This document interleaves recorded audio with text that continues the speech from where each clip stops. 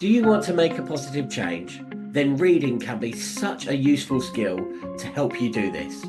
From reading self-help books, autobiographies, all the way through to fiction, giving you that escapism. Using apps like Audible or your use of Kindle. And we explore it today in this episode.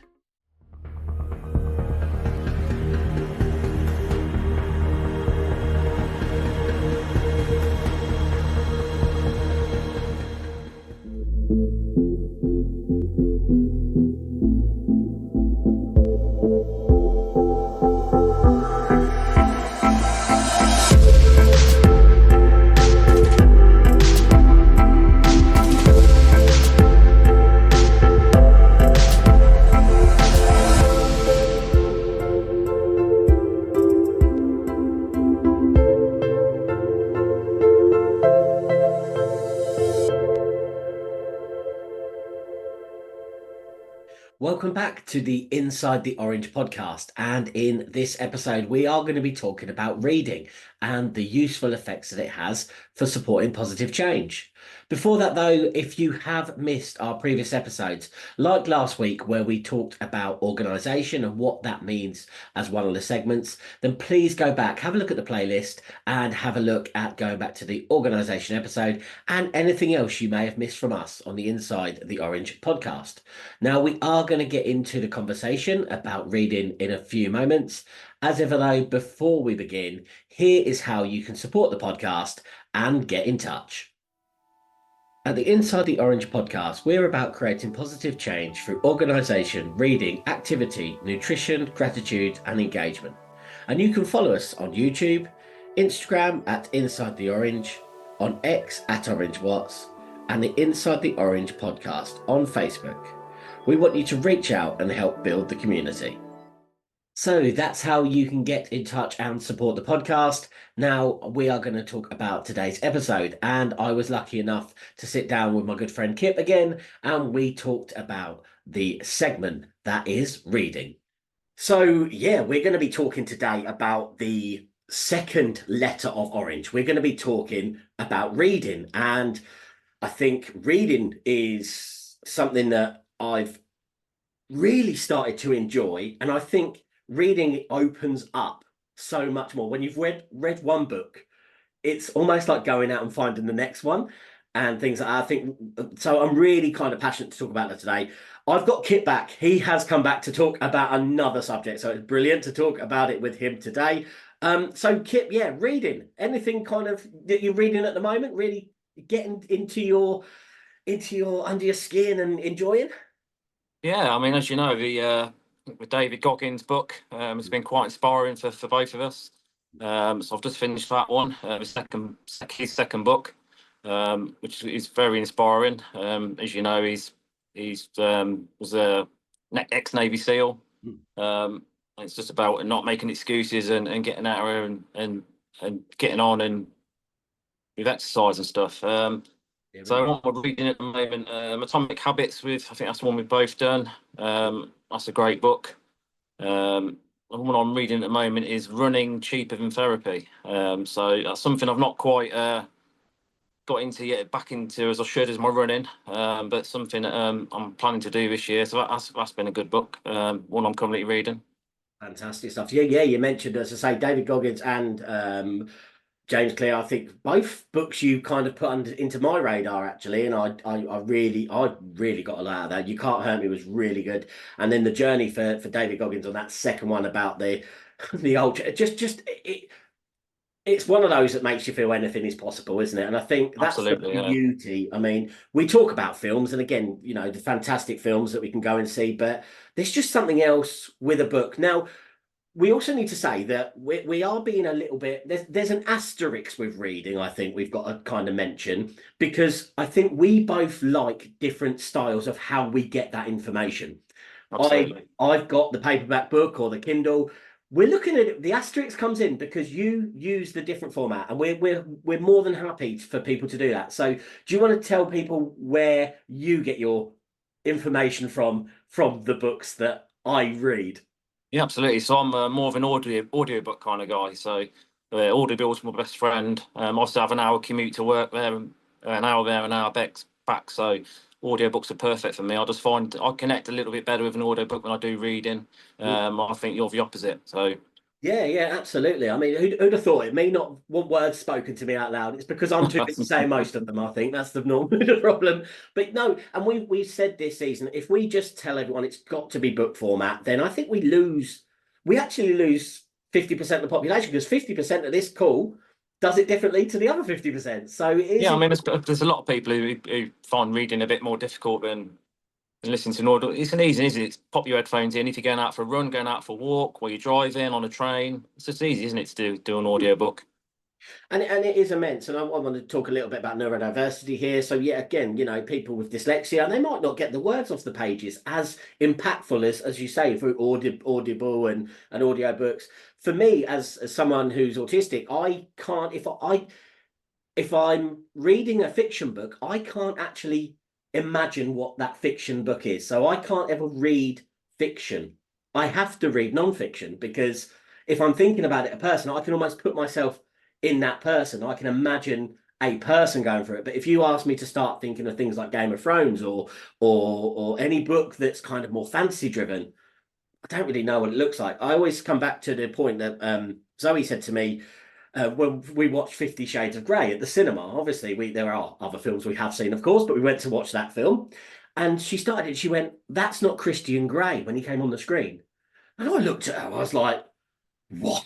What are you talking about?" That's because it is. Look, the credits say Christian Grey. She went, "No, that's not the Christian Grey I had in my mind." And I think that opens up so much to the beauty of what people take and the subjective nature of reading or even audibly. Do you get that same thing? Is it a different process for yourself with when you're hearing the words? Is I that think, yeah, a challenge? I'm probably the opposite. Is, and I get more of that from listening to a book than I do reading it. Really, I do read sometimes. But yeah, but I definitely get a good picture in my head of what's going on, preferably from audiobooks. Hmm. And I think that's really good. And again, you can do it while you're while you're driving, which obviously which I can't do when I'm reading the book. I don't think it will go down very well if I'm Yeah. sitting flicking through You Can't Hurt Me by David Goggins or something like that. But I mean, yeah, the important thing is it doesn't matter great. how you get material, isn't it? It's doing it. It's whether it's listening to it, reading it. The important thing is gaining that knowledge from the book, and no matter how you do it, it's just important, isn't it?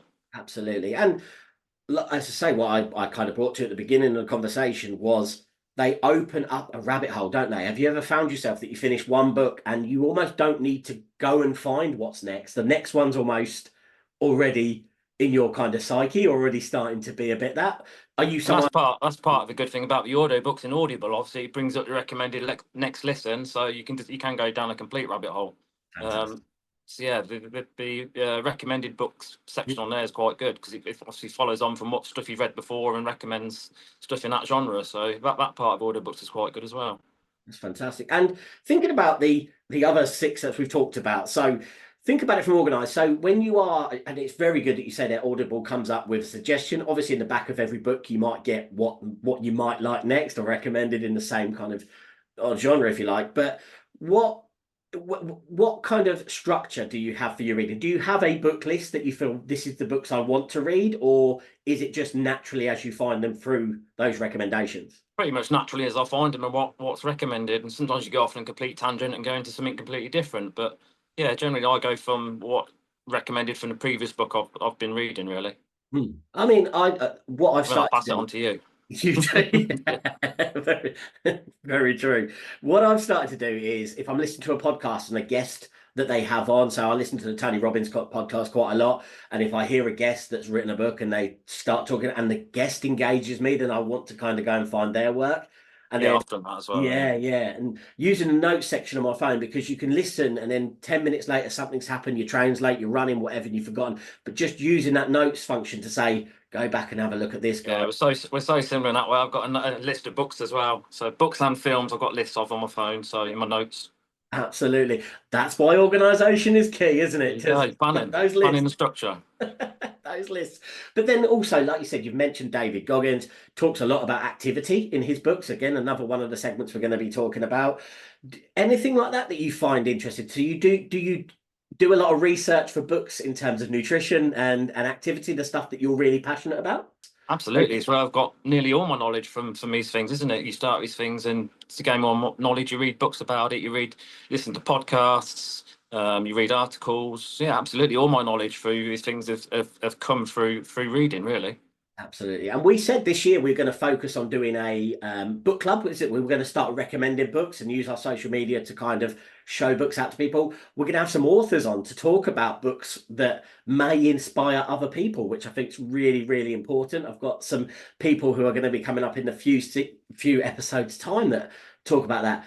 And I suppose, as I say, it's again that wealth of knowledge, isn't it? If people I think everyone's got a book in their life that they would recommend to someone that may have Absolutely, yeah. helped them in some way. And I think, yeah, absolutely. Do you, with that as well, as I say, we're going to get in touch with or sort out the book club if you like. But is there anything else that you feel people need to kind of understand about the reading or the audible process? Is there anything else you feel that is a kind of missing thing that people don't get from reading?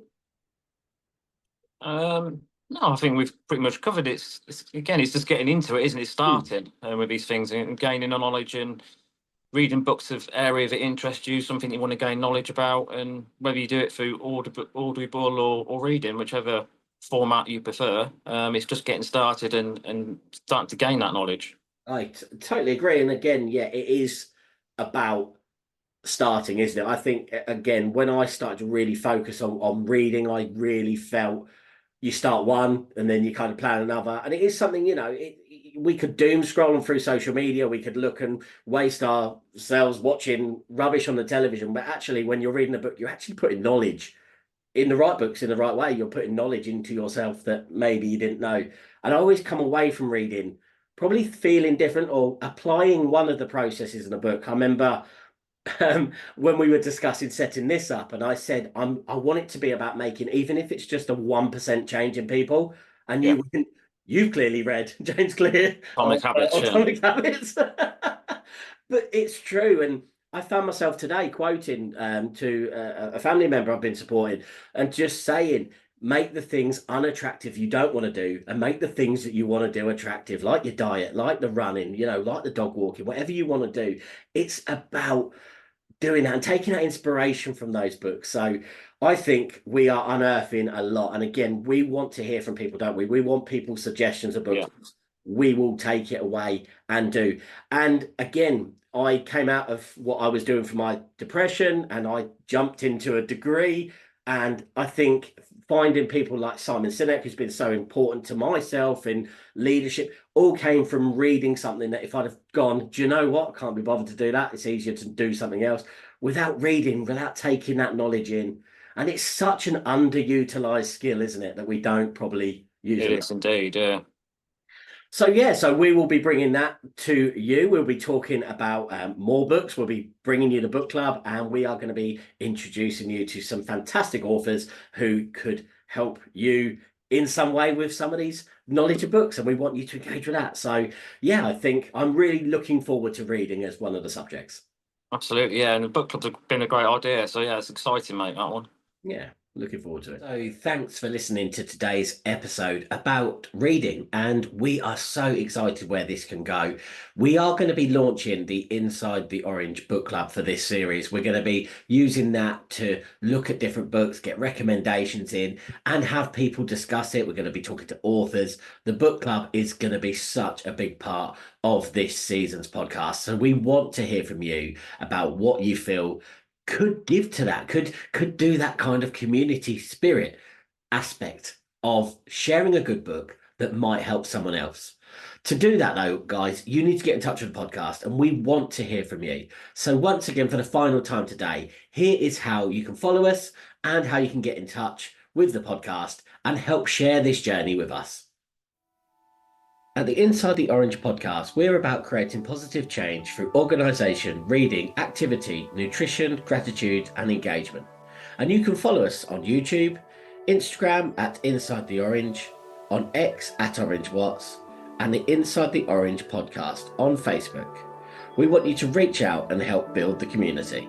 We will be back next week and we're going to be looking at activity. activity. So we will be back at 5 p.m. on Friday. So make sure you're there, and we look forward to sharing that next part of the journey with you. For now, goodbye and take care.